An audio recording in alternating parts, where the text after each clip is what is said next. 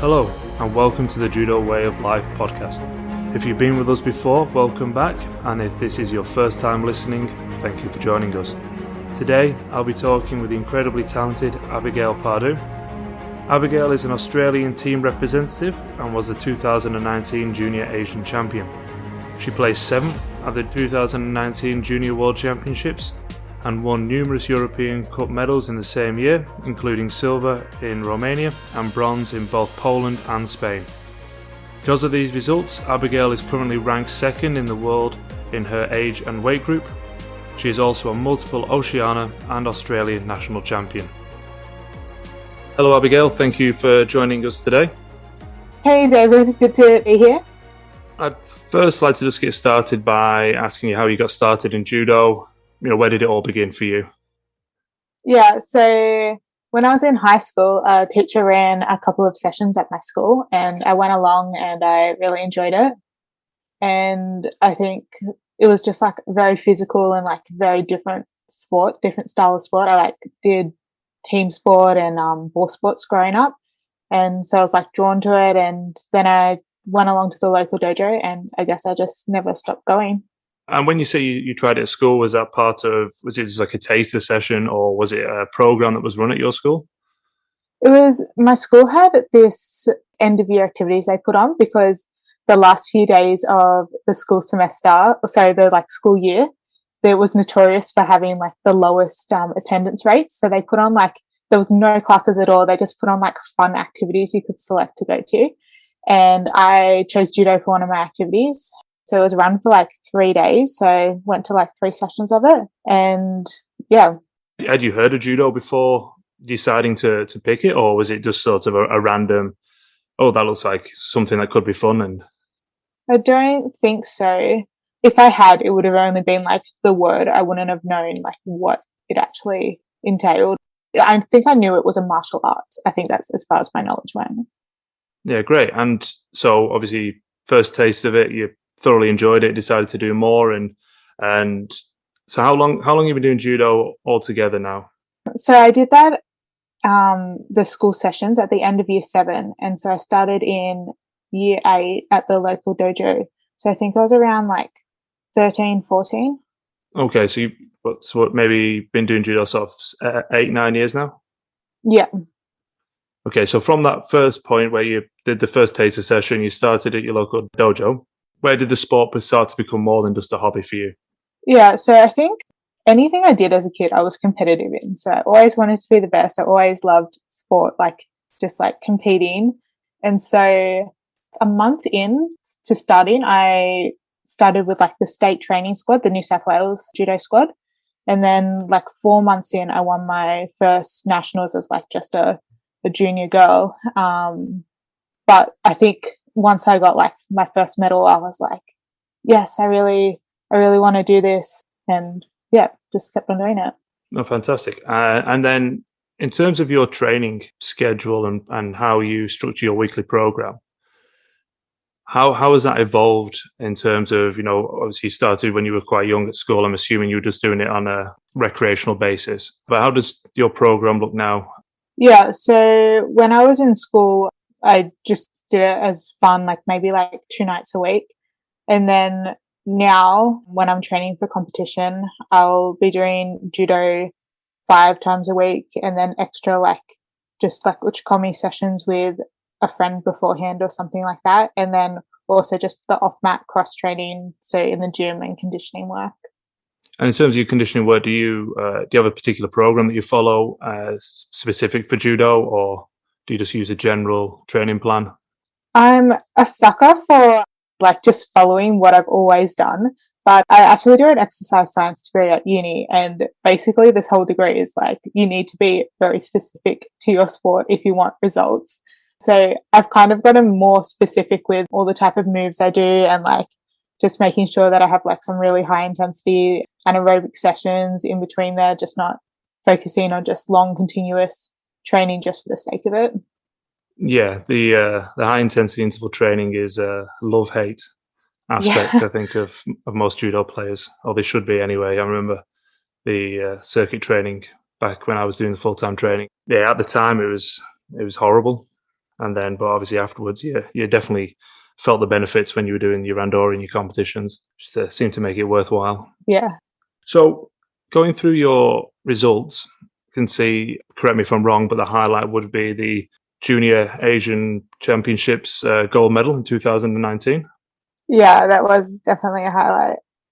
Just like to talk a bit about that, because my understanding is that was the first time Australia was included in the Asian Games. Previous to that, they'd had their own Oceania Championships, and that was the first year, obviously, being included in the Asian area. Yeah, so the whole Oceania region was added to the Asia region for that championship, and I think it made it a lot harder. So it was awesome to be like able to go in, have some like really hard fights, and then also come out and be the first person to get that gold for Australia and for Oceania. So you'd competed at the Oceania Championships previous to the Asian Games. What was it like going into the Asian Championships and knowing that it was going to be potentially a much harder competition? Yeah, it was definitely a harder competition. I think I felt a bit of pressure. It was I was very nervous beforehand because I had done some overseas comps with the Australian team, but it was always like a smaller team where we went over there with the whole cadet team, whole junior team, and multiple competitors in each category. So I think just having the whole team there, feeling like, oh, all these people know me, like I just have to do my best. But then the level itself was a lot harder. So yeah, it was a great experience. I loved like having that big team there. Yeah, it was just a great time. When you say you've trained overseas, where exactly have you been to compete or trained? Yeah, so I've done a few tours with the Australian team, and we'll do like blocks of 3 or 4 weeks. We go over there, compete, and then we stay for the training camp that country runs afterwards. I've been all over the place, actually. I've been like Poland a few times, Germany, Czech Republic, Lithuania, Bosnia and Herzegovina. Sure, there's quite a few others that I'm forgetting. Were there any particular highlights? I know that you obviously won a few medals in some of the European Cups, but were there any places that sort of stood out to you on the tour? Yeah, my absolute highlight was my first international medal at that level. So it was in Lithuania, and I mean, the place that it was held really wasn't that interesting. Like, we've been to a few places and there's a lot of things to do, a lot of things to see. And where I was held in Lithuania, there wasn't that much to do or see. So it was a pretty plain place. But getting that first medal, like, I'm sure a lot of competitors will feel the same. The first medal, you feel like you've deserved it and it shows the work that you've done. That was like a surreal experience. And then my other place, my like favorite place that I've been is Spain. We went to Malaga and we stayed on like just across from a beach, and there was like a massive buffet, and it was like the last comp we did. So it was the last time we had to make weight. So we had like the best seafood there, and also got like a pretty good win, had like a good competition there. So that always like makes it feel a lot better in your memories of the place where you stayed. Yeah, I think I'm pretty sure I've stayed at the same place in Malaga, and the buffet breakfast is definitely a highlight at the end. Unfortunately, I didn't have much success there as a player, but I was able to drown my sorrows in the buffet breakfast. So now I'd like to talk about your future aspirations. So obviously you're still, in your prime, highly competitive. What are you looking towards next in terms of competitions?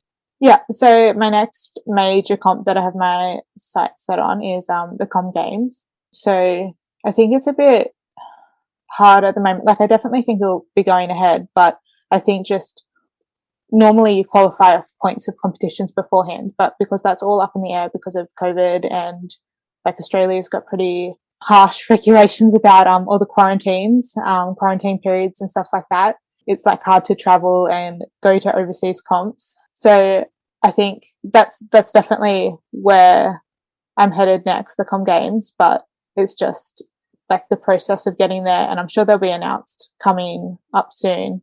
But then after that, obviously the Olympic Games for 2024. So has the Olympics always been something you've aspired to compete at, or is that a goal that's developed as you've developed as a judo player? I've always wanted to go to the Olympics. When I was doing representative netball, I remember just like thinking, oh, netball isn't like at the Olympics. I want to be an Olympian. And then, I don't know, I started judo and it was always on my mind. Like I wasn't that good to begin with or anything like that. But I think every kid, well, I don't know, I would imagine that every kid wants to be like, every sporty kid wants to be Olympian or wants to like go to worlds or something like that. So no, it was always on my mind, but it's become like a realistic goal instead of just a dream. No, fantastic. And I'd like to talk to you because you mentioned about the feeling nervous at the Asian Championships, and I'm assuming that's something you feel at most competitions leading into the week before. Maybe I'd just like to ask you about your mental preparation for competitions and how you get yourself ready leading up to the day and then on the day of the competition. Yeah, so I think it's hard to answer because I'm still like working on it. Like I've only been competing internationally for 2 years, and then this past year I haven't been because of COVID. But I think, especially starting off, I was like an underdog, so I was like, oh, I just got to prove myself. There wasn't really that like pressure externally. It was just like within myself. I needed to just prove that I was good enough to be there. And so like if I failed, it wasn't like that big of a deal. I mean, when we're competing overseas, the 2 days prior or something would just be like flights going over there, and then you'd rock up with jet lag. So I mean, in a way, it takes your mind off the competition. Like there's so much else going on. Like you need to make sure you're making all your flights, and then like sometimes it's your jet lag that you're like can't even like stay awake for the days before. And so that helps with just not wearing yourself out just because you're like overthinking the comp. And so I think I don't like to look at all the competitors in advance. I just, when the list comes out, I just take a look at it, see who I'm fighting. I might look up their fights, but I think just staying calm like the day before, and even on the day, like I rock up to the mat, and then I like to just put my headphones on and lie on the mat. I know some people like to like listen to like a really fired up music, but I just like listen to calm music. And then when it's like an hour out from my first fight, then I'll start to like just get physically warmed up. And I think that just helps me mentally. I just like them to coincide, because it's no good if you're like mentally fired up, but then you're not ready to go physically. So I just try and like match them up. So I'm curious, when you say calm music, what do you mean by that? Actually mean gospel. So I'm a Christian, so I just like, that helps me to be like, it's in somebody else's hands. Whatever goes on, whatever the results, it'll be okay.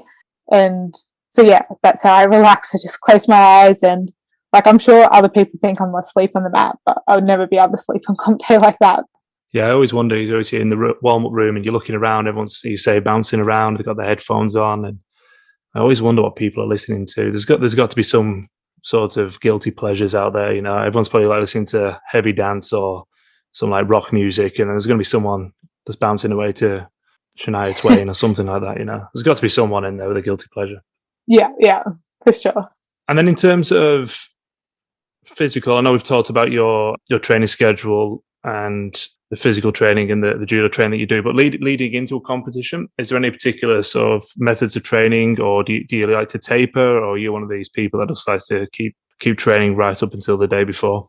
I definitely taper a bit. I think a bit of it is like a forced taper. So when we're flying overseas, it has to align whenever our flights are. Obviously, we have like a day or two where we can't train. So that definitely is like a forced taper a lot of the time. Like, and also you have to make weight a lot of the time. So that day before is kind of hard to keep your like training load down. But I try and make sure there's like one day in the 2 days out where it's pretty reduced training load, just so I can feel a bit fresh going into the comp.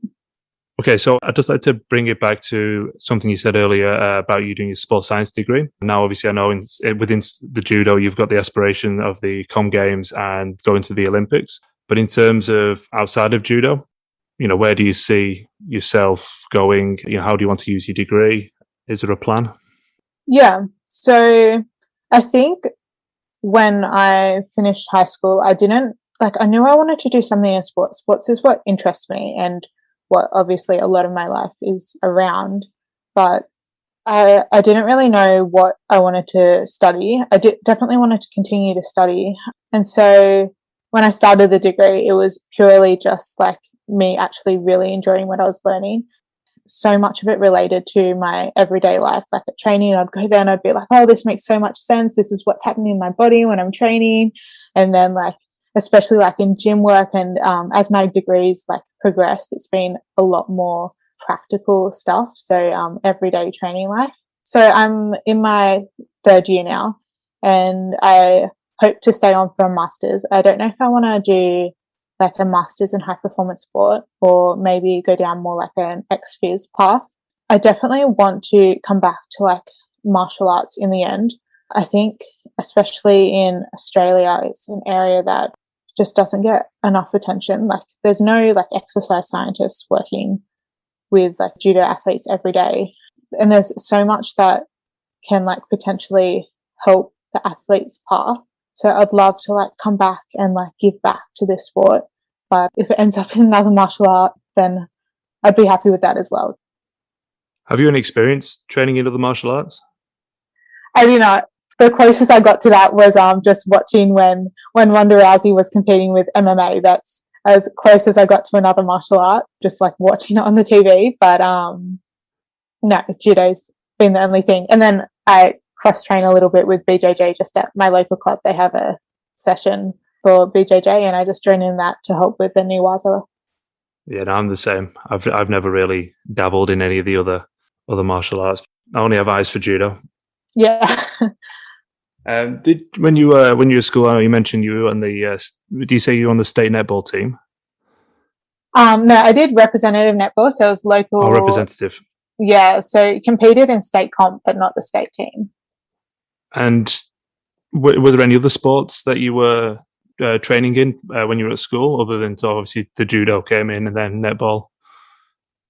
So I did quite a few ball sports. I did OzTag, I did basketball, and then whatever sport days were run between schools, those local sport competitions, and we did tackle football, and I touched on a lot of sports. But yeah, netball was my main sport when I was in primary school, and then judo throughout high school. And then what was it about judo that really sucked you in? I think because I was a strong kid. I remember that I would sometimes wrestle with my brothers and stuff, and it was fun. But then when I was with my girlfriends and stuff, and one time that we did an arm wrestle competition, and I hurt my friend's arm just because I took it down too fast. And I remember feeling really bad about that. And a lot of the time I felt I couldn't really be strong. But then when I started judo, it was all about using your strength, but controlling your strength and controlling others and controlling your own body, and then how to do that all safe and effectively. And I love that aspect of it. Yeah, it's similar, like I say, for myself, and it's that being allowed to engage in the rough and tumble. So I have a little brother, we used to wrestle at home, he'd always get told off in case he broke something, and then, he went down to judo, and then you sort of, oh, no, you can wrestle with each other. I mean, obviously there's the boundaries are placed in terms of, the rules, what you can and can't do, but, it's no, go on, have a wrestle. And it's quite liberating for a child who wants to, get involved in that way. So, no, I can really, really resonate with that. I didn't break any, hurt anyone's arms in an arm wrestle. That's a great story. Yeah. Before we go, I should ask you, where do you train? Zenbu Judo. And that's in Sydney, Australia. Is that correct? Yeah, in Silverwater, yeah. Oh, good. So if any of the listeners are ever in Australia or ever in Sydney, come on down and you can can wrestle with Abigail. Yes, you're more than welcome. Don't ask her for an arm wrestle though. Okay, Abigail, thank you very much for taking the time to come and talk to us today. I really appreciate your insights, and we wish you all the best with your journey to the Com Games and hopefully the Olympics. Thanks, David. Thanks for having me.